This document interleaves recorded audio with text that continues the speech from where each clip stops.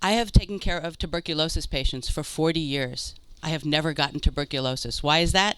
I had the right equipment. They belong to an association of 42,000 nurses in New York State, and they're demanding N95 respirators be used in the fight against COVID-19. The Centers for Disease Control announced yesterday that they were lowering guidelines for protection of healthcare workers, and they were equating surgical masks with respirators. We spoke to one nurse who works in New Rochelle, site of the state's containment zone, who's also concerned about respirator policy. We are using them more than once. We're allowed to use them up to 5 uses. And do you feel that's safe? No.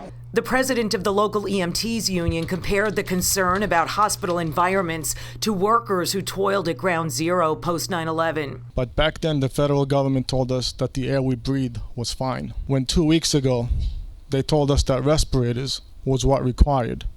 And now they're telling us that face masks is sufficient. The executive director for the New York State Nurses Association also showed the results of a survey taken from 80 facilities, where 45% of the nurses answered their hospital had investigated possible COVID-19 cases. Only 14% of the respondents said the protocol for screening was excellent.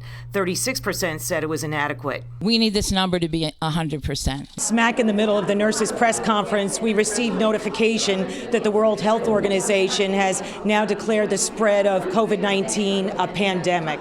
Judith Cutchin from Health and Hospitals remembered another crisis, but it wasn't a pandemic. When we had the Ebola virus, Bellevue Hospital, they had protocols in place, they had training, they had communication, they had collaboration. But COVID-19 is spreading globally, and nurses warn they need protection so they can keep treating the sick. This is a national, international emergency, and it will take us over if we don't take control of it.